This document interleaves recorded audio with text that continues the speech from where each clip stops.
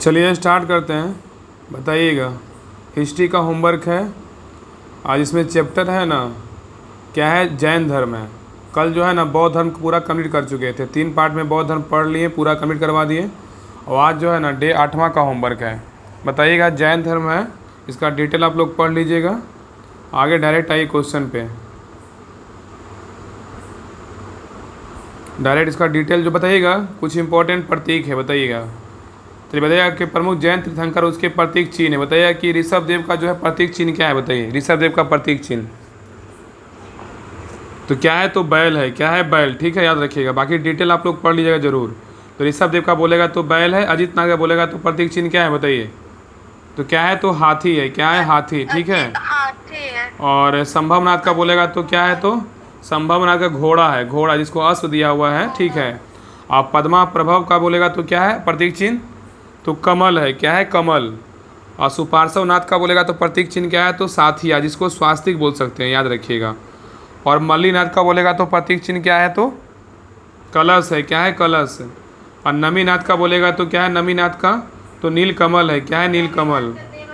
और नेमीनाथ का बोलेगा तो क्या है, तो शंख है। क्या है, शंख है। और पार्श्वनाथ का बोलेगा तो क्या है, तो सर्पफन है। क्या है, सर्पफन। और महावीर स्वामी का बोलेगा तो क्या है प्रतीक चिन्ह, तो सिंह है। क्या है, सिंह। ठीक है। चलिए आगे देखिए।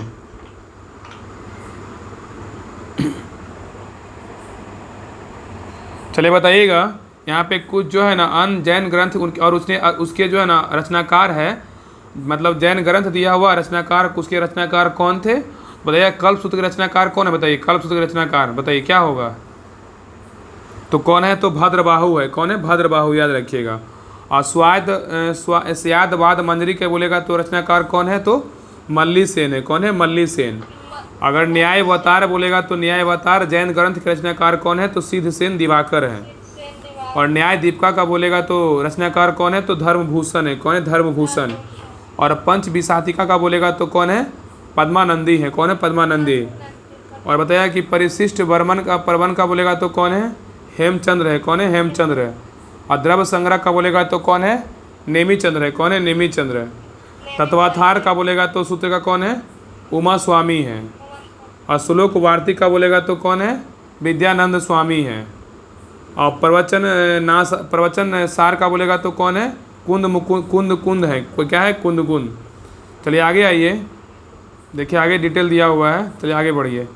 चलिए बताइएगा, चलिए क्वेश्चन नंबर आइए 1 पे।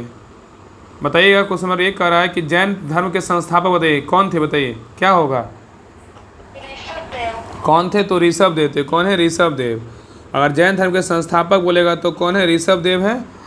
और इसका देखिए डिटेल देखिए दिया हुआ है। कह रहे हैं कि जैन धर्म के मूल संस्थापक या प्रवर्तक बोलेगा तो प्रथम तीर्थंकर बोलेगा तो ऋषभ देव या ऋषभनाथ माने जाते हैं। और महावीर स्वामी जैन धर्म के 24वें तीर्थंकर थे, जिन्होंने 6वीं शताब्दी ईस्वी में जैन धर्म का प्रसार किया था। चलिए क्वेश्चन नंबर 2 पे कह रहा है कि जैन धर्म के प्रथम तीर्थंकर जो थे वो कौन थे। बताइए क्या होगा, तो कौन थे, ऋषभ देव थे। जैन धर्म के प्रथम तीर्थंकर का बात करेगा कि कौन है, तो ऋषभ देव है। कौन है, ऋषभ देव। चलिए क्वेश्चन नंबर 3 पे कह रहा है कि जैन तीर्थंकर पार्श्वनाथ निम्नलिखित स्थानों में से मुक्ता किससे संबंधित है। बताइए क्या होगा, तो वाराणसी से। क्या है, वाराणसी से। तो कह रहा है कि जैन तीर्थंकर पार्श्वनाथ निम्नलिखित स्थानों में से मुक्ता किससे संबंधित है, तो वाराणसी से। किससे, वाराणसी से। तो कह रहे हैं कि पार्श्वनाथ 23वें क्या है, तो हो गया ना। कह रहा है कि पार्श्वनाथ 23वें जैन तीर्थंकर है। इनका जन्म वाराणसी के राजा अश्वसेन के यहाँ हुआ था और इनकी माता का नाम बामा देवी था। और इनका प्रतीक चिन्ह बोलेगा तो क्या था, तो सर्प था। ठीक है। तो पार्श्वनाथ का जो 3 चिन्ह था ना, वो सर्प था। और पार्श्वनाथ जो थे वो जैन धर्म के कैवें तीर्थंकर थे, 23वें थे। कौन थे, 23वें। और 24वें बोलेगा तो कौन है, महावीर है। चलिए बताइएगा, इसमें मिलाना है सूची 1 सूची 2 को मिलाना है। क्वेश्चन नंबर जो है ना 4 है। बताइएगा कि तीर्थंकर है उनका प्रतिमा लक्षण दिया। बताइएगा आदिनाथ का मतलब लक्षण क्या था। बताइए क्या होगा, आदिनाथ का क्या होगा, तो वृषभ होगा। क्या होगा, वृषभ। अब मल्लीनाथ का बोलेगा तो क्या हो जाएगा, मल्लीनाथ का बोले तो मल्लीनाथ का हो जाएगा जल कलश हो जाएगा। और पार्श्वनाथ का क्या होगा, पार्श्वनाथ का बोलेगा तो सर्प हो जाएगा। क्या होगा, सर्प। और संभवनाथ का बोलेगा तो घोड़ा। संभव है तो घोड़ा, हाँ अश्व बोल सकते हैं, तो घोड़ा बोलिए। तो कह रहा आदिनाथ का बोलेगा तो वृषभ हो जाएगा। अब मल्लीनाथ का बोलेगा तो जल कलश होगा, और पारसीनाथ का बोलेगा तो मतलब प्रतिमा का लक्षण बोलेगा तो सर्प होगा, और संभवनाथ का बोलेगा तो अश्व या घोड़ा। चलिए क्वेश्चन रहा ये 5 पे कर आए, इसमें जो है ना तीर्थंकर भी दिया हुआ, उनके संज्ञान दिया, बताइएगा कि ये भी चिन्ह ही है। बताया कि पार्श्वनाथ का मतलब प्रतीक चिन्ह क्या था, बताइए। पार्श्वनाथ का बोलेगा तो पार्श्वनाथ का बोलेगा तो क्या हो जाएगा, सर्प हो जाएगा। आदिनाथ का बोलेगा तो क्या होगा, आदिनाथ का बोलेगा तो क्या होगा, वृषभ। और महावीर का बोलेगा तो सिंह, और शांतिनाथ बोलेगा तो क्या होगा, हिरण। तो शांत, जो शांत जानवर होता है ना, हिरण होता है। तो हिरण क्या है, तो शांत जानवर है। तो शांतिनाथ का बोलेगा तो क्या है, तो हिरण है। तो पार्श्वनाथ का बोलेगा तो क्या हो जाएगा, वृषभ। पार्श्वनाथ का क्या, सर्प। पार्श्वनाथ का बोलेगा तो क्या हो जाएगा, सर्प हो जाएगा। आदिनाथ का बोलेगा तो क्या होगा, आदिनाथ का बोलेगा तो वृषभ हो जाएगा। और महावीर का बोलेगा तो सिंह होगा, और शांति का बोलेगा तो हिरण हो जाएगा। इसमें बहुत कन्फ्यूजन होता है, इसलिए याद रखिएगा, जब तक रटिएगा तब तक याद ही नहीं होगा। थोड़ा दिमाग से याद करिएगा, याद हो जाएगा ट्रिक वगैरह से। बताइएगा कि पार्श्वनाथ का बोलेगा तो क्या होगा, पार्श्व, मार के सांप को पार दिए थे, ठीक है। सांप क्या थे, सांप को जो है ना मार के पार दिए थे, याद रखिएगा, भूलिएगा नहीं। तो सर्प हो जाएगा, सर्प को मार के पार दिए थे।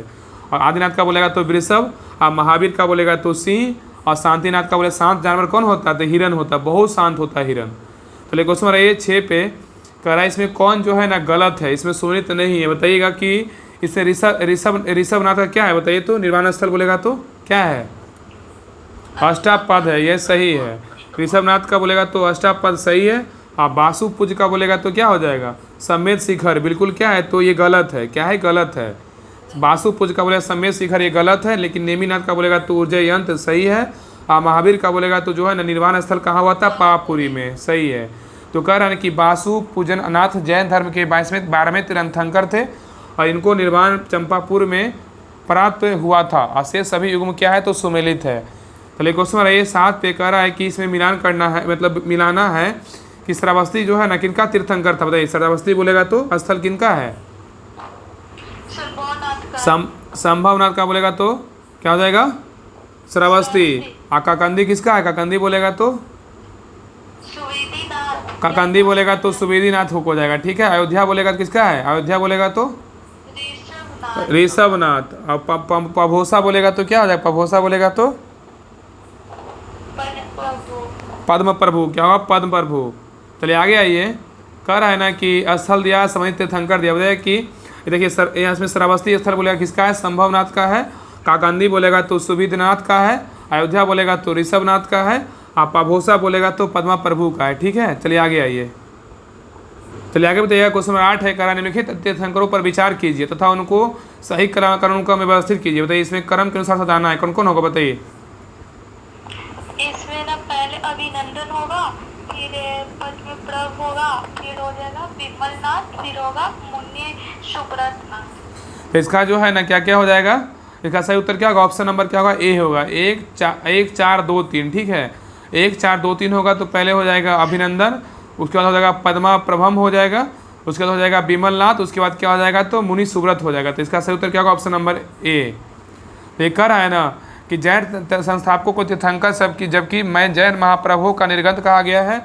और जैन धर्म में कुल जो है 24 तीर्थंकर माने जाते हैं, जिन्होंने समय समय पर जैन धर्म का प्रचार प्रसार किया। पहला बोलेगा तो ऋषभनाथ, दूसरा बोलेगा अजितनाथ, तीसरा बोलेगा संभवनाथ, चौथा बोलेगा तो अभिनंदन, पाँचवा बोलेगा सुमितनाथ, और छठा बोलेगा तो पद्मा प्रभव, और सातवां बोलेगा तो सुपार्श्वनाथ, आठवां बोलेगा तो चंद्र प्रभव, और नौवां बोलेगा तो पुष्पदंत, ठीक है। और आगे कह रहा है कि इसको सुविनाथ बोल सकते हैं, सुविधिनाथ। 10वां बोलेगा तो शीतलनाथ, 11वां बोलेगा तो श्रेयांसनाथ, 12वां बोलेगा तो वासुपुज, 13वां बोलेगा तो विमलनाथ, 14वां बोलेगा तो अनंतनाथ, 15वां बोलेगा तो धर्मनाथ, 16वां बोलेगा तो शांतिनाथ, 16 तो शांति, 17 बोलेगा तो कुंथुनाथ, 18वां बोलेगा तो अरनाथ। सारा इंपॉर्टेंट नहीं है, कुछ कुछ जो है ना इंपॉर्टेंट होता है। अरनाथ 18वां, आ से 18, आ से अरनाथ। और मल्लीनाथ बोलेगा 19वां, लास्ट में 4-5 को याद रखिएगा। मल्लीनाथ 20वां, 19वां। और 20वां बोलेगा तो मुनि सुब्रत है, 21वां बोलेगा नमीनाथ है, 22वां बोलेगा नेमिनाथ है या हरीश नेमी, और 23वां बोलेगा तो पार्श्वनाथ, 24वां बोलेगा तो महावीर स्वामी। चलिए क्वेश्चन आइए 9 पे कह रहा है कि महावीर स्वामी का जन्म कहाँ हुआ था, बताइए।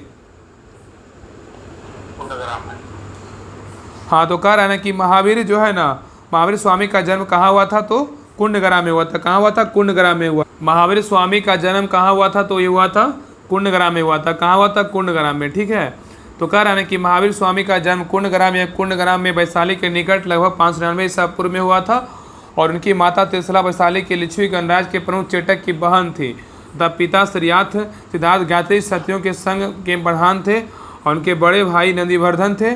और कुछ प्राचीन संस्करण की एनसीईआरटी पुस्तकों में महावीर स्वामी का जन्म 540 ईसा पूर्व उद्धत है। इसी आधार पर अनेक प्रशासकों ने यह भी जन्म तिथि अपनी पुस्तकों में अंकित किया, जिससे भ्रम की स्थिति उत्पन्न हुई। और महावीर स्वामी का सही जन्म तिथि 599 ईस्वी पूर्व उचित है, क्योंकि महावीर स्वामी महात्मा बुद्ध के पहले के काल के हैं और महात्मा बुद्ध का जन्म 563 ईसा पूर्व में है। और एनसीईआरटी के नवीनतम संस्करणों में भी अब महावीर का स्वामी जन्म 599 ईसा पूर्व में प्रकाशित हो चुका है। चलिए आगे आइए। चलिए क्वेश्चन नंबर आइए 10 पे करा है, कुंडलपुर जन्म स्थान कहाँ है? बताइए। स्थान है ना, कुंडलपुर जन्म स्थान है किसका है? तो महावीर स्वामी का है। ठीक है, कुंडलपुर जन्म स्थान कहाँ है? स्थान है तो महावीर स्वामी का है। आगे देखिए कह रहा है कि नेक्स्ट आइए कह रहा है, जैन धर्म के प्रवर्तक महावीर जी का मोक्ष स्थान कहाँ है? बताइए क्या होगा? पावापुरी में। कहाँ है? पावापुरी में। तो कह रहा है ना कि जैन धर्म के प्रवर्तक महावीर जी का मोक्ष स्थान कहाँ स्थित है? तो पावापुरी में। कहाँ है? पावापुरी में। तो कह रहा है कि जैन धर्म के प्रवर्तक महावीर स्वामी का मोक्ष स्थान निर्वाण पावापुरी में स्थित है और बिहार राज्य के नालंदा जिले में स्थित पावापुरी जैनियों एवं एक प्रमुख तीर्थस्थल है। अब भगवान महावीर ने 523 ईसा पूर्व में 72 वर्ष की आयु में बिहार के पावापुरी में अपना शरीर त्याग दिया था, जिसको जल मंदिर बोलते हैं। ये बताइए क्वेश्चन नंबर 12 कह रहा है कि महावीर जैन की मृत्यु निम्नलिखित में से किस नगर में हुई थी? बताइए कहाँ हुआ था? तो पावापुरी में हुआ था। तो महावीर जैन की मृत्यु निम्नलिखित में से किस नगर में हुई थी? पावापुरी में हुआ था। तो कह रहा है कि वर्तमान महावीर के संबंध में क्या सही नहीं है? इसमें जो है ना, बताइए कौन सही नहीं है? उन्होंने अपने जीवन काल में विवाह नहीं किया था इसलिए। हाँ, तो याद रखिएगा ना, बताइए।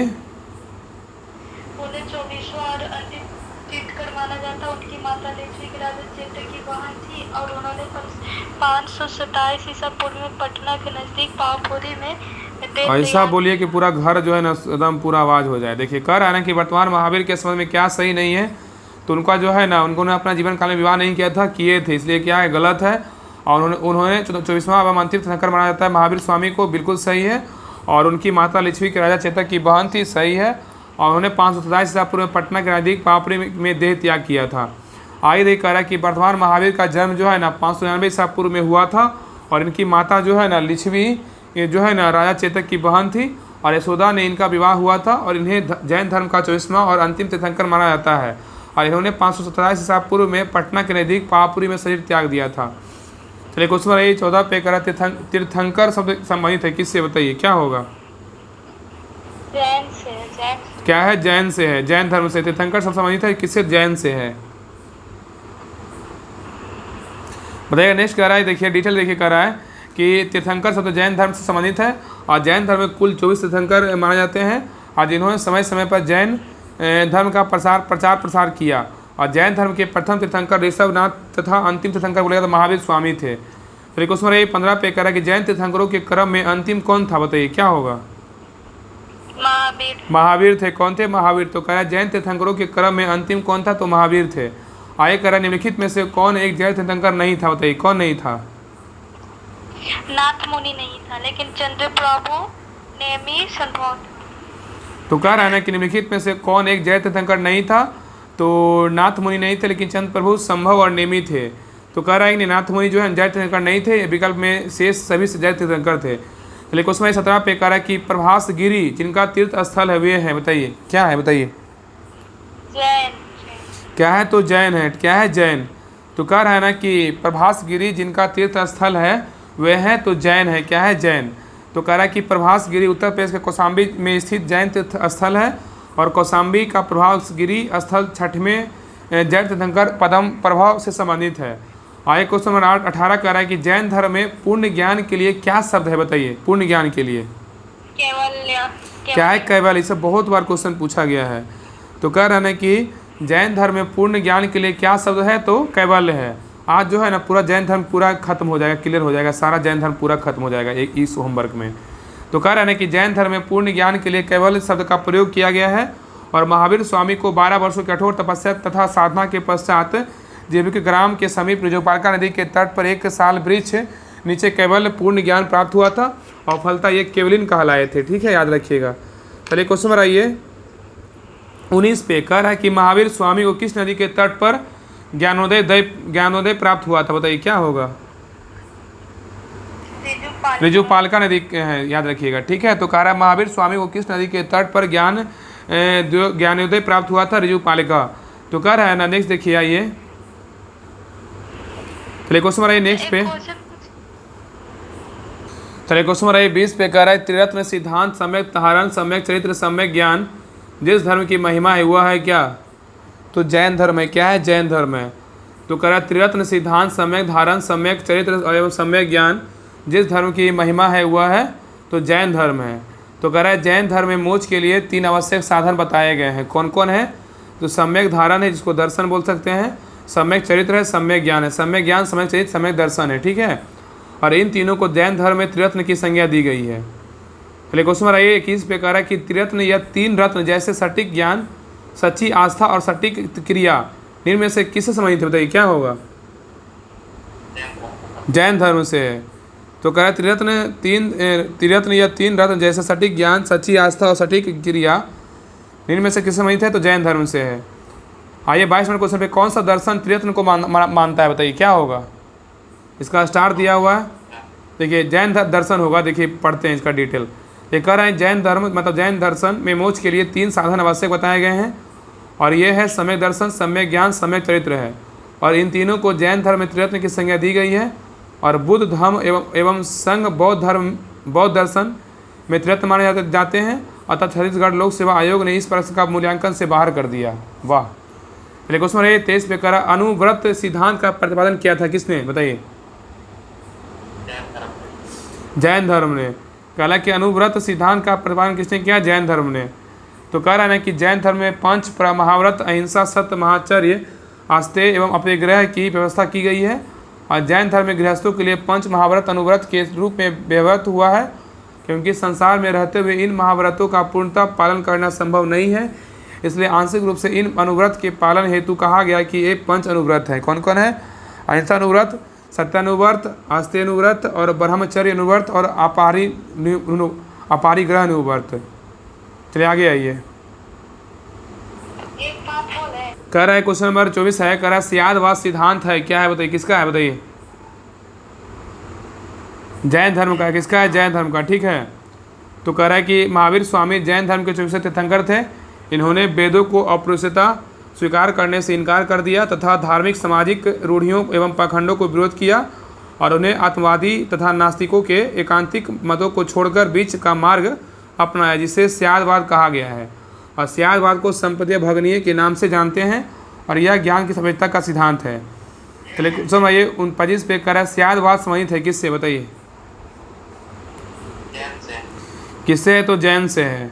तो कह रहा है कि चलिए क्वेश्चन में नेक्स्ट पे कह रहा है कि निम्नलिखित में से कौन कौन से सिद्धांत जैन धर्म से संबंधित है? बताइए कौन कौन सिद्धांत है?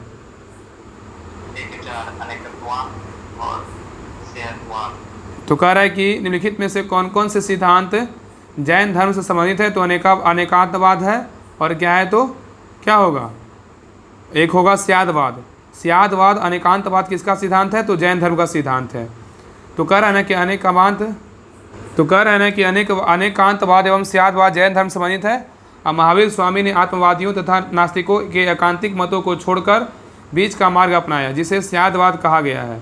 और स्यादवाद को सप्तभंगीय भी कहा जाता है और यह ज्ञान की सभ्यता का सिद्धांत है। और स्यादवाद जैन धर्म दर्शन के प्रमाण शास्त्र से संबंधित अवधारणा है और अनेकांतवाद जैन दर्शन के तत्वशास्त्र से संबंधित अवधारणा है। और शून्यवाद तथा स्वार्थित्ववाद बौद्ध धर्म संबंधित है। अतः विकल्प ए सही है। चलिए क्वेश्चन नंबर 27 पे कह रहा है कि जैन दर्शन के अनुसार सृष्टि की रचना एवं पालन पोषण किसने किया? किससे हुआ? बताइए। सार्वभौमिक विधान से हुआ है। तो कह रहा है ना कि जैन दर्शन के अनुसार सृष्टि की रचना एवं पालन पोषण किससे हुआ है? तो सार्वभौमिक विधान से हुआ है। किससे हुआ? सार्वभौमिक विधान से हुआ है। आगे देखिए इसका डिटेल देखिए। कह रहा है जैन दर्शन के अनुसार समस्त विश्व जीव तथा अजीव नामक दो नित्य एवं स्वतंत्र तत्वों से मिलकर बना है। जीव चेतना तत्व है जबकि अजीव अचेतन जड़ तत्व है। और यहाँ जीव से तात्पर्य उपनिषदों को सार्वभौमिक आत्मा से ना होकर व्यक्तिगत आत्मा से है। और जैन मतानुसार आत्माएं अनेक होती है तथा सृष्टि के कण कण में जीवों का व्यास है। अतः विकल्प ए सही उत्तर है, जिसमें उल्लेखित है कि जैन दर्शन के अनुसार सृष्टि की रचना एवं पालन पोषण सार्वभौमिक विधान से हुआ है, इसका कोई संचालक या नियंत्रण नहीं होता है। ठीक है, नहीं है। चलिए क्वेश्चन नंबर 28 पे करें, एकांतवाद निम्नलिखित में से किसका क्रोध सिद्धांत है? बताइए क्या होगा, किसका है? तो जैन मत का है। किसका है? जैन मत का। ठीक है, तो कह रहा है एकांतवाद निम्नलिखित में से किसका क्रोध सिद्धांत एवं दर्शन है? तो किसका है? तो जैन मत का। किसका है? जैन मत का। ठीक है, याद रखिएगा। तो कह रहा है अनेकांत और जैन दर्शन का क्रोध सिद्धांत है। और यही कह रहा है कि यह जैन दर्शन की तत्वशास्त्र से संबंधित जो है ना धारणा है। पहले क्वेश्चन नंबर नेक्स्ट पे कह रहा है 29 नंबर क्वेश्चन कह रहा है कि जैन दर्शन के संबंध में निम्नलिखित कथनों पर विचार कीजिए। इसमें वृत्त में से कौन सा कथन सही है? बताइए।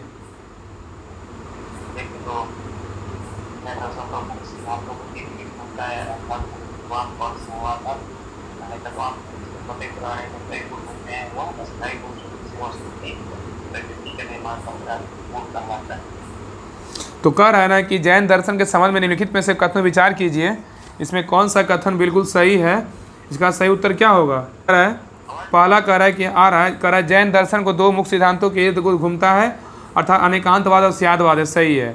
अनेकांतवाद के अनुसार प्रत्येक प्राणी में कई गुण होते हैं और वह अस्थायी गुण जो किसी वस्तु की प्रकृति का निर्माण करता है गुण कहलाता है। इसका सही उत्तर क्या होगा? 1 और 2 दोनों सही है। तो कह रहा है कि जैन दर्शन के दो मुख्य सिद्धांत है, अनेकांतवाद तथा स्यादवाद। अनेकांतवाद जैन दर्शन के तत्वशास्त्र से संबंधित है, जबकि स्यादवाद जैन दर्शन के प्रमाण शास्त्र से जुड़ा है। और सत्ता की दृष्टि से जैन दर्शन के जिसे अनेकांतवाद की संज्ञा प्रदान करता है उसे ही ज्ञान की दृष्टि से स्यादवाद की संज्ञा देता है। अनेकांतवाद के अनुसार प्रत्येक वस्तु या प्राणी के दो पक्ष होते हैं, नित्यता और अनित्यता। इसके अनुसार वस्तुओं प्राणियों के अनित्यता गुण है। इनमें से कुछ गुण अनित्यता अर्थात अस्थायी है तथा कुछ गुण नित्य अर्थात अस्थायी है। और नित्य गुण वे हैं जो वस्तुओं के निरंतर विद्यमान रहते हैं और इसके विपरीत अनित्य गुण वे हैं जो निरंतर परिवर्तित होते रहते हैं। अतः नित्य गुण वस्तु प्राणी के स्वरूप या प्रकृति को निर्धारित करते हैं, इसलिए उन्हें आवश्यक गुण भी कहते हैं। जैन आवश्यक गुण को जो वस्तु के स्वरूप को निर्धारित करते हैं गुण कहते हैं तथा अनावश्यक गुण को पर्याप्त कहते हैं जो गुण अपरिवर्तनशील होते हैं, जबकि पर्याय क्या परिवर्तनशील होते हैं। चलिए आगे आइए। चलिए क्वेश्चन नंबर 30 पे कह रहा है निम्नलिखित में से कौन सा धर्म विश्व विनाश। चलिए क्वेश्चन नंबर 30 कह रहा है कि निम्नलिखित में से कौन सा धर्म विश्व विनाशकारी प्रलय की अवधारणा में विश्वास नहीं करता है? बताइए क्या होगा? तो जैन धर्म में नहीं करता, लेकिन बौद्ध धर्म, हिंदू धर्म, इस्लाम में करता है। तो कह रहा है कि जैन धर्म में ईश्वर की कल्पना नहीं की गई है। इस धर्म के अनुसार जगत की सृष्टि नहीं की गई है। यह संसार नित्य और शाश्वत है, इसमें किसी समय प्रलय नहीं होता है। तो क्वेश्चन नंबर 31 पे कह रहा है जैन धर्म का आधारभूत बिंदु है, क्या है? बताइए। जैन धर्म का आधारभूत बिंदु क्या है? तो अहिंसा है। क्या है? अहिंसा, याद रखिएगा। ठीक है, तो कह रहा है अहिंसा जैन धर्म का आधारभूत बिंदु है।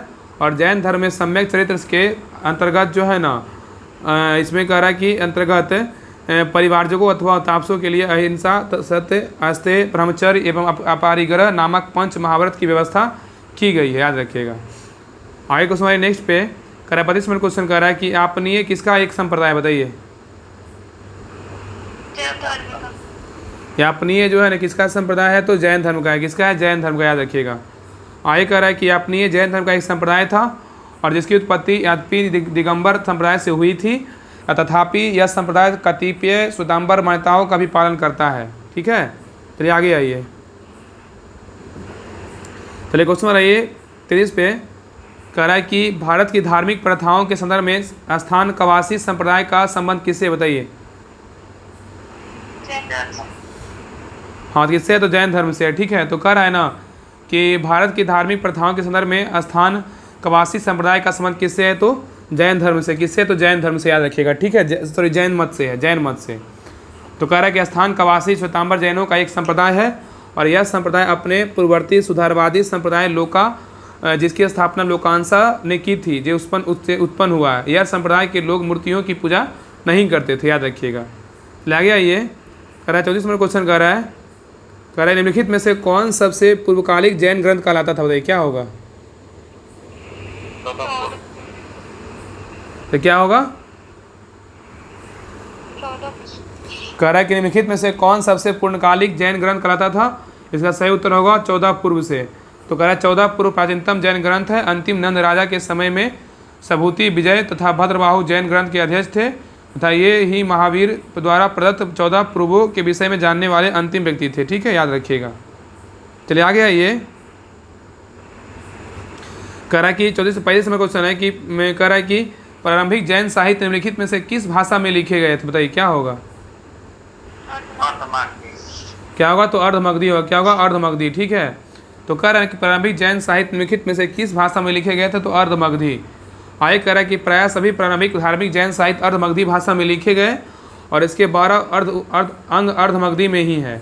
बाद में जैन धर्म ने प्राकृत भाषा को अपनाया और ये ग्रंथ ईसा की 6ठी शताब्दी में गुजरात में वल्लभी नामक स्थान पर अंतिम रूप से संकलित किए गए थे। चलिए क्वेश्चन रहिए 36 पे, कह रहा निम्नलिखित में से कौन सा असल पार्श्वनाथ से संबंध होने के कारण जैन सिद्ध क्षेत्र माना जाता है, बताइए क्या होगा। क्या होगा, समेत शिखर होगा। ठीक है, तो कह रहा है ना कि निम्नलिखित में से कौन सा स्थल पार्श्वनाथ से संबंध होने के कारण जैन सिद्ध क्षेत्र माना जाता है, तो क्या हो जाएगा, तो समेत शिखर। क्या होगा, समेत शिखर, याद रखिएगा। आगे एक क्वेश्चन देखिए, इसका डिटेल देखिए। कह रहा है कि पार्श्वनाथ जैन धर्म के 23वें तीर्थंकर थे जिनका जन्म वाराणसी में महावीर स्वामी से 250 वर्ष पहले हुआ था और काशी के शासक इच्छावान कुवंशी अश्वघोष अश्वसेन के उनके पिता थे तथा महारानी बामा उनकी माता। और 30 वर्ष की आयु के बाद उन्होंने गृह त्याग कर अपना जीवन वैराग्य और तपस्या में लगाया। वाराणसी के निकट आश्रम पद उद्यान में समाधि स्थित होकर कठिन तपस्या करने के उपरांत उन्हें 84 दिन कैवल्य ज्ञान प्राप्त हुआ और पाशव का परिनिर्वाण समेत शिखर पर हुआ। इसी कारण यह जो है ना जैन सिद्ध क्षेत्र माना जाता है। ठीक है, याद रखिएगा। चलिए क्वेश्चन रहिए नेक्स्ट पे। 37 नंबर क्वेश्चन कह रहा है कि निम्नलिखित में से कौन सा आरंभिक जैन साहित्य का भाग है, बताइए क्या होगा। नहीं है, कौन नहीं है, बताइए कौन नहीं है, बताइए।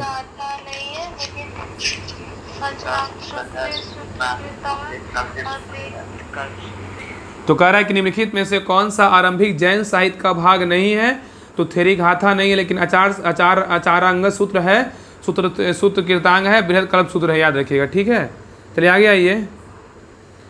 क्वेश्चन नेक्स्ट देखिए, इसका डिटेल देखिए। कह रहा है थेरी गाथा बौद्ध साहित्य है। क्या है, थेरी गाथा जो है ना बौद्ध साहित्य है। ठीक है, याद रखिएगा। और आगे कह रहा है कि थेरी आचार रांग सूत्र, सूत्र कीर्तांग और बृहद कल्प सूत्र आरंभिक जैन साहित्य के भाग है। ठीक है, याद रखिएगा। चलिए आगे बताइएगा। नेक्स्ट है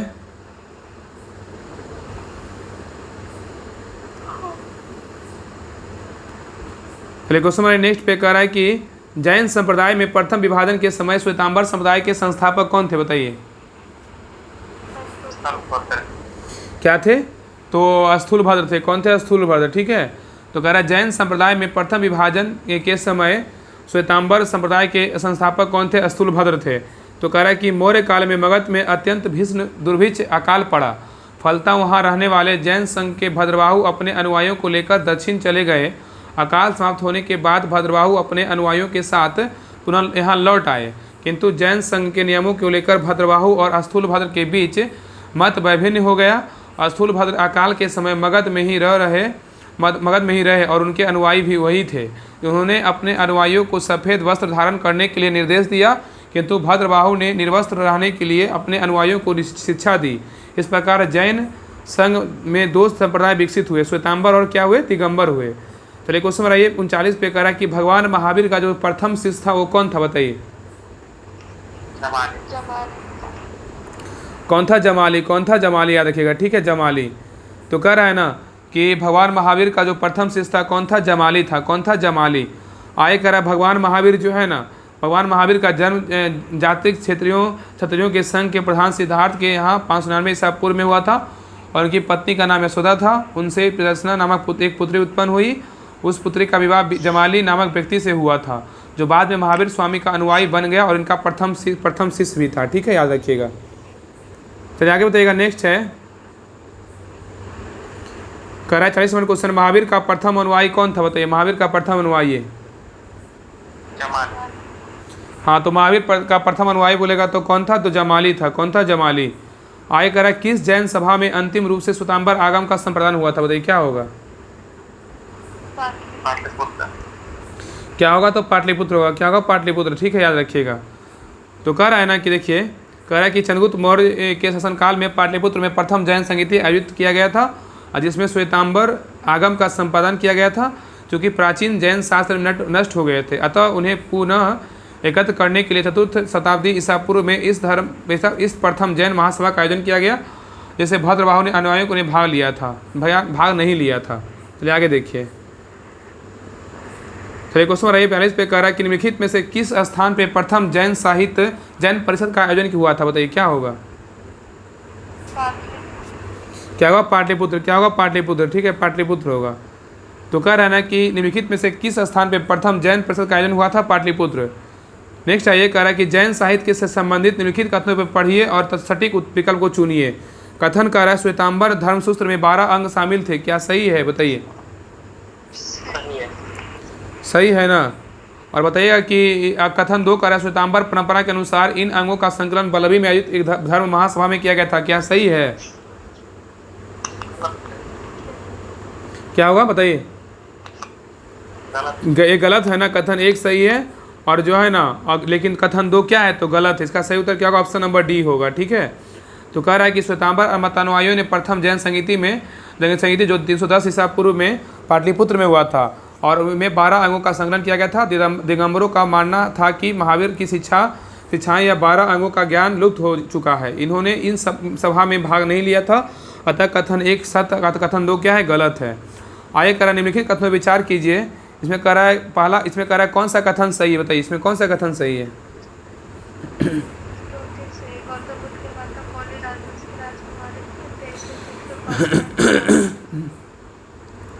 तो कह रहा है ना कि इसमें जो है कौन सा कथन सही है, इसका सही कथन क्या होगा, तो इसमें इसका आंसर क्या होगा, ऑप्शन नंबर सी, 2 और 3 सही है ना।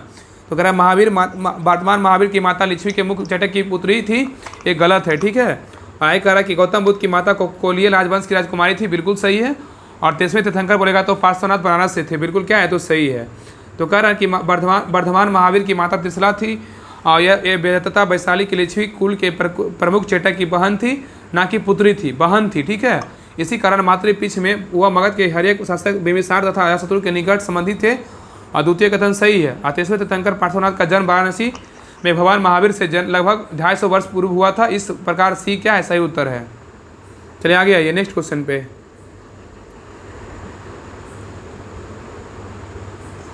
आगे कह रहा है क्वेश्चन में 45 कह रहा है कि प्राचीन जैन धर्म के संबंध में निम्नलिखित में कथनों में कौन सा कथन एक सही है बताइए, क्या सही है।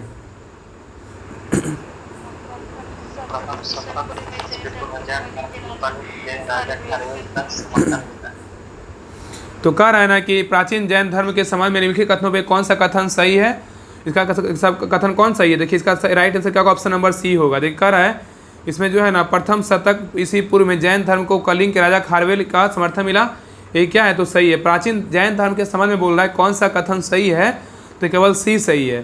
प्रथम शतक ईसा पूर्व में जैन धर्म को कलिंग के राजा खारवेल का समर्थन मिला था, ये बिल्कुल सही है। लेकिन सारा कथन क्या है, ए, बी और डी गलत है।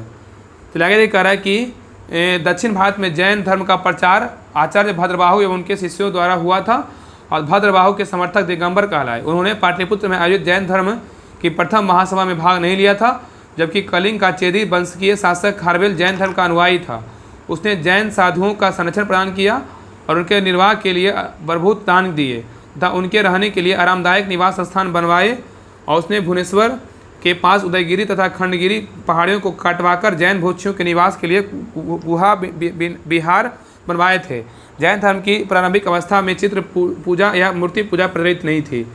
तो एक क्वेश्चन है 40 पे करें, निम्नलिखित में से कौन सा कथन जैन सिद्धांत के अनुरूप है, और इसमें कौन सा कथन जो है ना सही है, बताइए क्या होगा।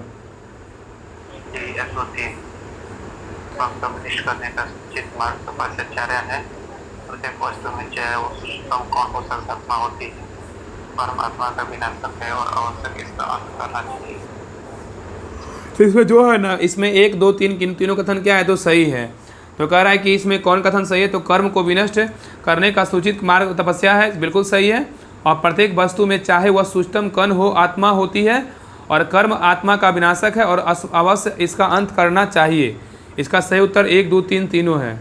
तो कह रहा है कि जैन सिद्धांत के अनुसार सृष्टि के कण कण में जीवों का वास होता है। इस सिद्धांत में कर्म को बंधन का कारण तथा सूक्ष्म तत्व माना गया है, जो जीव में प्रवेश कर उसे नीचे संसार की ओर खींच लाता है। जब कर्म का जीव की ओर प्रवाह रुक जाता है तो उस अवस्था को सबर कहते हैं, ठीक है। तथा जब जीव में पूर्व मौजूद कर्मों का विनाश होने लगता है तो उस अवस्था को निर्जरा कहते हैं। और जैनियों का विश्वास है कि प्रत्येक जीव अपने पूर्व संचित कर्मों के अनुसार अब शरीर धारण करता है, और जब जीव से कर्म का अवशेष बिल्कुल समाप्त हो जाता है तो उस स्थिति को जैन धर्म को मोक्ष कहते हैं। और जैन धर्म मोक्ष के जो है ना, मोक्ष के लिए 3 आवश्यक साधन बताए गए हैं, जिन्हें त्रिरत्न कहते हैं। सम्यक दर्शन, सम्यक ज्ञान, सम्यक आचरण या चरित्र कहा जाता है। महावीर ने मोक्ष के लिए कठोर तपस्या एवं काया कलेश पर भी बल दिया। और मोक्ष के पश्चात जीव आवागमन के चक्र में से छुटकारा पा जाता है तथा वह अनंत चतुष्टय, अनंत ज्ञान, अनंत दर्शन, अनंत वीर्य तथा अनंत जो है ना सुख की प्राप्ति कर लेता है। फिर क्वेश्चन 47 पे करा, समाधि मरण किस दर्शन से संबंधित है, बताइए क्या होगा।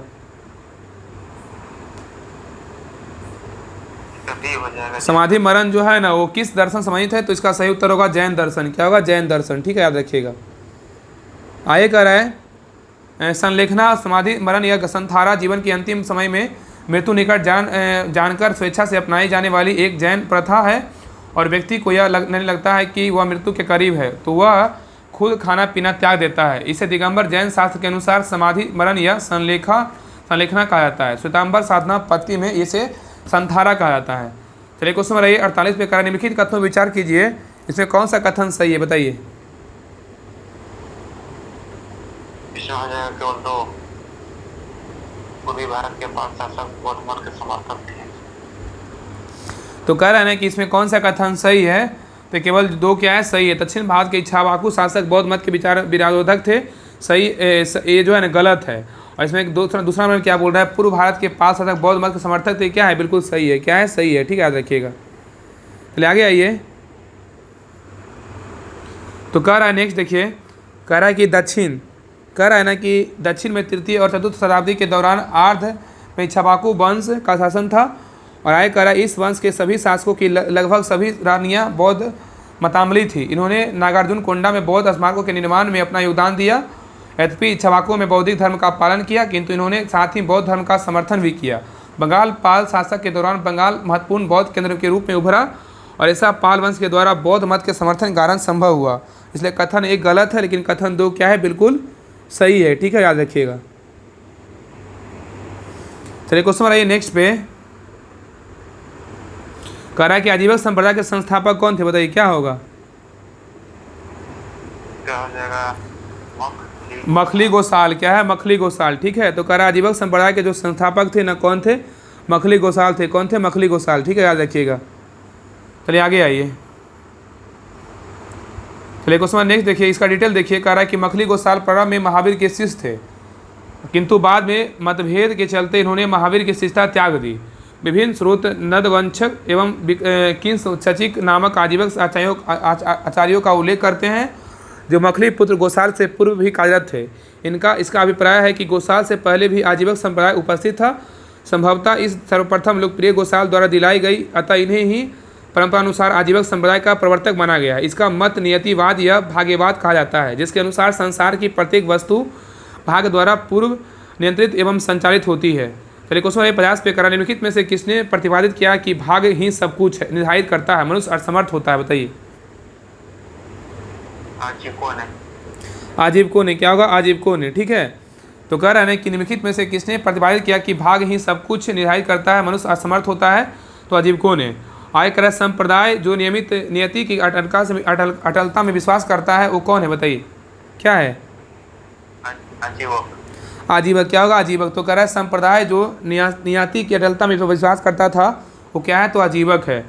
आगे कह रहा है कि आत्मा केवल जंतु और पादप जीवन की संपदा नहीं है, बल्कि शिलाओं, प्रवाहित जलधाराओं और अन्य अनेक प्राकृतिक वस्तुओं को भी है, जिन्हें अन्य धार्मिक संप्रदाय जीवित नहीं मानते। उपयुक्त कथन प्राचीन भारत के निम्नलिखित में से एक धार्मिक संप्रदाय के मूलभूत विश्वास को प्रतिबिंब करता है। कौन, बताइए क्या होगा? इसका सही उत्तर क्या होगा? जैन परंपरा होगा। क्या होगा? जैन परंपरा होगा, याद रखिएगा। ठीक, जैन परंपरा होगा, याद रखिएगा। नींद आ रहा है। चलिए क्वेश्चन हमारे नेक्स्ट पे कह रहा है, देखिए इसका डिटेल देखिए। कह रहा है कि जैन परंपरा के अंतर्गत यह माना गया है कि सभी प्राणियों में एक तत्व निहित है, जिसे आत्मा कहते हैं। जैन आचार्य गुरुदेव चित्राभानु लिखते हैं कि ब्रह्मांड केवल मानवता के लिए नहीं है, और यह सभी प्राणियों के विकास का क्षेत्र है। पृथ्वी, जल, अग्नि, वायु और स्पर्श संवेदना वाले पौधे में भी आत्माएं होती है। और जैन धर्म एक प्राचीन भारतीय धर्म है जो अहिंसा एवं करुणा के सिद्धांत पर जोर देता है। जैन धर्म के अनुसार संसार के कण कण में आत्मा का वास है। यह सजीव वस्तुओं के साथ निर्जीव वस्तुओं में भी व्याप्त है। ठीक है, चलिए आगे आइए। चलिए क्वेश्चन नेक्स्ट पे कर रहा है, 53 नंबर क्वेश्चन कर रहा है कि इसमें मिलाना है आचार्य दिया और सिद्धांत दिया। बताइए कि लकुलिस के सिद्धांत कौन है? बताइए लकुलिस का सिद्धांत बोलेगा तो क्या होगा? पशुपत। और नागार्जुन का सिद्धांत बोलेगा तो क्या है? बताइए नागार्जुन का शून्यवाद। क्या है? तो शून्यवाद है। क्या है? शून्यवाद। क्या है? शून्यवाद। ठीक है, याद रखिएगा। और बताइएगा कि नेक्स्ट भद्रभाव का क्या है? भद्रभाव का बोलेगा तो भद्रभाव का बोलेगा तो जैन है। क्या है? जैन। और नेक्स्ट गोसाल का बोलेगा तो क्या? गोसाल का बोलेगा तो आजीवक। गोसाल का बोलेगा तो अजीवक होगा। ठीक है, गोसाल का अजीवक होगा। देखिए आचार्य, देखिए सिद्धांत दिया हुआ, लकुलिस का बोलेगा तो पशुपत हो जाएगा सिद्धांत। और नागार्जुन का जो आचार्य का सिद्धांत क्या था? शून्यवाद था। भद्रभाव का जैन, गोसाल का अजीवक। तो आगे यही कर रहा है, बराबर की गुफाओं का उपयोग किसने आश्चर्यगिरी के रूप में किया था? बताइए क्या होगा? आजीवकों ने। आजीवकों ने। किसने किया था? आजीवकों ने। तो कह रहा है ना कि बराबर की गुफाएं जो है, बराबर की गुफाओं का उपयोग किसने आश्चर्यगिरी के रूप में किया था? तो आजीवकों ने किया था। तो कह रहा है नेक्स्ट देखिए, कह रहा है कि मौर्य युग में गुफाओं को काटकर निवास का स्थान बनाने की कला का पूर्ण विकास हुआ है। अशोक तथा उसके पौत्र दशरथ के समय में बराबर तथा नागार्जुनी पहाड़ियों को काटकर आजीवक संप्रदाय के अनुयायियों के लिए आश्चर्यगिरी बनाए गए थे। ठीक है, तो क्वेश्चन नंबर 55 पे कह रहा है, उत्तर प्रदेश में बौद्ध एवं जैनियों दोनों की प्रसिद्ध तीर्थस्थली है। बताइए क्या होगा? बताइए कौशाम्बी। क्या हो? कौशाम्बी। क्या है? कौशाम्बी। ठीक है, कौशाम्बी होगा। तो कह रहा है कि उत्तर प्रदेश में बौद्ध एवं जैनियों दोनों की प्रसिद्ध स्थली है, वो क्या है? तो कौशाम्बी है।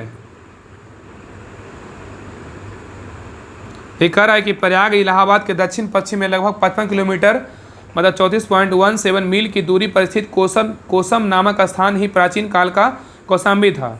और वैदिक एवं जैन साहित्य में अनेक बार कौशाम्बी का उल्लेख हुआ है। अब पुराणों के अनुसार हस्तिनापुर के राजा निच्छु के हस्तिनापुर के गंगा के प्रवाह में बह जाने के बाद इस नगर की स्थापना करवाई थी।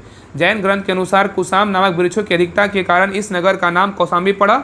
और यह नगर जैन तथा बौद्ध दोनों की ही प्रसिद्ध तीर्थस्थली है। और महात्मा बुद्ध ने इस नगर में जाकर कई बार धर्मोपदेश दिया था तथा लोगों ने को अपना शिष्य बनाया। यहाँ अनेक विहार थे और सर्वप्रमुख घोषिताराम विहार था, जिसका निर्माण श्रेष्ठी घोषित ने कराया था। तथा जैन धर्म के छठे तीर्थंकर महाप्रभ का प्रसिद्ध मंदिर प्रभास गिरी पहोसा यही अवस्थित है।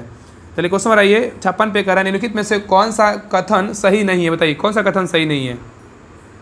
स्थित गोमेश्वर की प्रतिमा जैनियों तो अंतिम दर्शाती है, गलत है।